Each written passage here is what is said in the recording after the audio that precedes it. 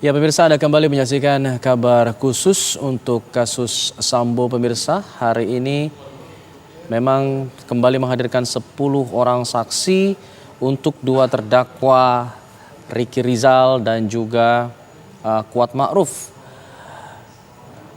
Hari ini kembali sidang digelar tanpa audio untuk siaran langsungnya, namun diperbolehkan untuk disiarkan kembali jika kesaksian dari orang yang bersangkutan sudah berlangsung, baru diperbolehkan media untuk menyiarkannya.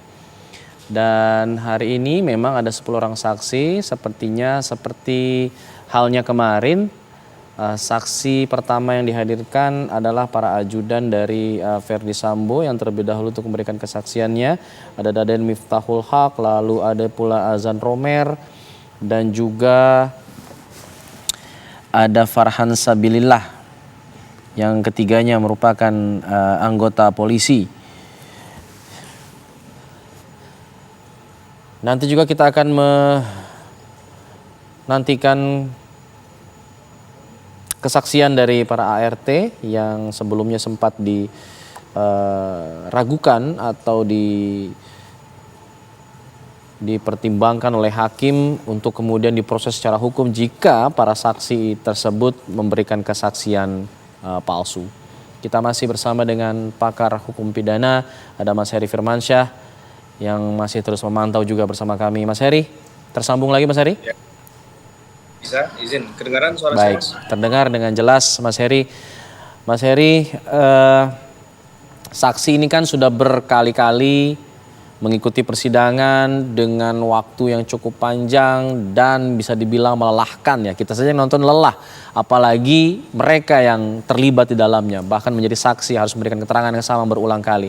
Tentunya mood mereka akan terpengaruh nih Mas Heri. Apakah mood dari para saksi ini akan yang kemudian bisa saja mempengaruhi kualitas dari kesaksian mereka ini dapat mempengaruhi pertimbangan majelis hakim atau bagaimana? Iya, tentunya ini kan maraton ya Mas ya, Ya. bukan jangka pendek.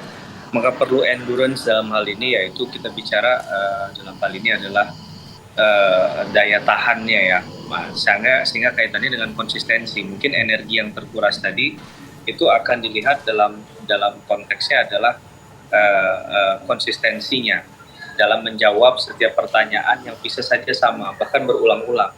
Ini juga salah satu tekanan psikologis ya. Kalau ada sesuatu yang misalnya mencoba berbohong, akhirnya mungkin saja di ujian pertama lolos, di ujian kedua lolos, dan ke berikutnya bisa saja akhirnya karena tidak punya daya tahan, akhirnya tidak konsisten untuk menyampaikan sesuatu. Nah ini juga yang perlu untuk ya kita pahami, bahwa sekali lagi tindakan dari majelis hakim dalam hal menghadirkan atau mohon maaf, masing-masing pihak menghadirkan kembali berulang-ulang ya. Bisa saja majelis hakim, bisa saja jaksa penuntut umum maupun dari kuasa hukum, itu dalam kerangka untuk mencari benang merah dari setiap jawaban saksi. Karena sekali lagi perkara ini kesulitannya yang paling utama adalah tidak ada saksi mata yang benar-benar murni di luar dari si terdakwa ya. Karena rata-rata yang kemudian mengetahui perkara ini secara detail adalah mereka yang didudukan menjadi terdakwa. Ya. Nah, ini menjadi letak kesulitan sendiri Mas dalam mengungkap perkara ini. Tapi kita nggak boleh pesimis juga bahwa dalam beberapa rangkaian peristiwa yang coba diungkap di persidangan kemarin-kemarin, saya rasa sudah ada titik temu terkait dengan peran-peran dari masing-masing orang ya, atau mereka yang kemudian bertalian dengan perkara ini. Jadi kita bisa lihat ada CCTV yang di perkara yang lain bahkan bisa dimaknai sebagai satu hal yang bisa memberikan input atau nilai keterangan dalam pembuktian di perkara yang 338 dan 340. Kasus obstruction of justice di beberapa minggu lalu kan juga sudah berjalan kan? Ya. Nah, itu juga sudah dimaknai adanya upaya untuk kemudian menghilangkan bukti. Nah, kaitannya dengan bukti itu tentunya berkaitan dengan tindak pidana yang sedang disidangkan pada hari ini. Karena nggak mungkin obstruction of justice itu hanya berupaya menghilangkan bukti CCTV tanpa ada kaitan substansinya dengan perkara yang saat ini disidangkan. Nah, saya rasa karena ini banyak melibatkan orang ya begitu ya dalam perkara ini, bahkan ada pasal 55 KUHP di dalamnya, ada pasal filming penyertaan, maka memang tidak mudah untuk kemudian menarik benang merah dari hal tersebut. Maka perlu diingatkan bagi mereka yang sudah didengar keterangannya, itu tidak boleh mendua ya terhadap apa yang sudah disampaikan di awal, tidak boleh berbeda. Ada yang menarik juga di persidangan hari ini bahwa ada satu anggota majelis yang harus digantikan perannya karena mengalami sakit. Nah, ini pergantian anggota majelis ini seberapa banyak akan mempengaruhi jalannya sidang, Mas Heri, biasanya? Memang di praktik sangat mungkin ya berganti-ganti majelis hakim itu, karena ya secara SDM kan dalam konteks kuantitas, saya nggak bicara kualitas, kalau kualitas nggak diragukan hakim-hakim kita ya, tapi dalam konteks kuantitas itu kan mungkin ada satu orang yang menangani perkara bisa lebih dari 10 bahkan mungkin di satu bulan itu ya. Jadi memang mungkin ini juga lagi kondisi cuaca lagi memang tidak baik begitu, sehingga mungkin sakit dan lain sebagainya, tapi ini tidak kemudian mengurangi esensi dari pembuktian itu sendiri, dan kemudian pastinya sudah ditunjuk hakim lain, hakim pengganti yang saya rasa juga sudah mengikuti peristiwa ini dari awal, dan tentunya sudah memeriksa terlebih dahulu berkas perkara yang masuk ya. Jadi tidak kemudian hanya sekedar menggantikan, hanya duduk diam tanpa tahu isi persoalan hukum ini. Saya rasa itu tidak mungkin dilakukan, apalagi ini sekelasnya Pengadilan Negeri Jakarta Pusat ya, Selatan ya yang mengadakannya. Jadi saya rasa itu sudah sangat dipahami kondisi-kondisi yang demikian, sehingga alternatif terhadap penggantian hakim itu pun sudah dipersiapkan juga, sehingga tidak memiliki kendala yang signifikan dalam proses persidangan kali ini. Kalau memang sudah diganti karena ada yang sakit, apakah nanti kemudian yang sakit kemudian sudah sembuh masuk kembali ke anggota majelis ini, atau yang menggantikan itu melanjutkan sampai selesai? Ya, biasanya kembali melanjutkan saja, karena kan mungkin hakim yang tadi mengganti juga sudah punya penanganan perkara pokok yang lainnya gitu ya, sehingga ini hanya untuk sekedar menggantikan selama yang bersangkutan beliau itu masih dalam kondisi sakit, dan kita doakan ya semoga segera pulih sakitnya agar bisa kemudian beraktivitas kembali dan kembali bisa memimpin jalannya sidang juga untuk Oke. Jadi memang yang lama jika kemudian sudah sembuh bisa kembali lagi untuk bersidang ya di majelis sidang yang sama begitu ya, Mas Heri? Betul. Selama ini alami dalam proses praktik juga itu tidak satu hal yang nggak dapat dihindari. Bahkan mungkin saja ketika pas jadwal sidang itu karena kekurangan dalam konteks SDM hakim dalam jumlah kuantitas tadi, maka biasanya ada hakim lain yang kemudian menggantikan juga. Bukan alasannya tidak perlu harus karena sakit, mungkin juga karena ada tugas lain yang khusus yang diberikan oleh pengadilan kepada yang bersangkutan, atau sedang menyidangkan perkara pokok lainnya. Nah, sedangkan kan nggak mungkin menunggu orang lain sampai sidang itu selesai ya. Biasanya tipikor misalnya itu kan sidang-sidang yang panjang, yang saksinya tidak 1-2 tapi bahkan puluhan, mungkin bukan hanya puluhan, mungkin ratusan juga. Jadi akan takes time terlalu lama, karena asas peradilan cepat, sederhana, biaya ringan. Maka dalam konteks tadi pergantian semacam itu lumrah adanya dan bisa dipahami oleh masing-masing pihak, dan biasanya kedua pihak tidak keberatan ketika dalam proses sidang ada yang terjadi semacam itu, karena sekali lagi ini hal yang biasa dalam praktik. Termasuk ini berlaku untuk ketua majelis hakimnya? Bagaimana Mas, izin? Termasuk untuk ketua majelis hakimnya, ada meskipun misalnya ketua majelis hakimnya berhalangan hadir, sakit atau sebagainya, juga diperlakukan dengan yang sama? Ya betul, karena dalam kondisi ini kan majelis hakim itu kan terdiri dari satu ketua dan 2 hakim anggota kan. Nah, hakim anggota biasanya pun nggak ada penyebutan pastinya, tapi biasanya ada yang memiliki pengalaman lebih panjang, lebih banyak, begitu jam terbangnya lebih tinggi, ya kita maknai sebagai hakim yang lebih senior dibandingkan hakim yang anggota lainnya, maka biasanya secara otomatis pergantian itu bisa dilakukan, gitu ya. Karena kalau menunggu itu kan sekali lagi akan terkendala dengan asas peradilan yang cepat, sederhana, dan biaya ringan tadi.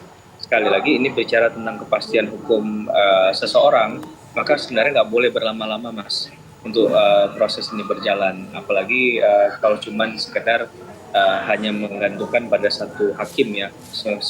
Ini satu hal yang saya rasa tidak mungkin jadi satu hal yang membuat deadlock begitu. Karena kalau semakin berlama-lama prosesnya, sekali lagi kepastian hukum seseorang dalam statusnya di proses hukum yang berjalan akan terganggu tentunya ya. Sedangkan ini kan mereka menunggu sebenarnya putusannya apa terhadap dirinya. Apakah putusan bebas kah, lepas dari segala tuntutan hukum kah, atau memang putusan pemidanaan. Ini saat ini kan pemeriksaan saksi-saksi ya. Apakah memungkinkan ketika jaksa penuntut umum sudah mengajukan saksinya, orang-orang ini misalnya, di tengah jalan mereka ingin menambahkan saksi, memungkinkankah hal itu?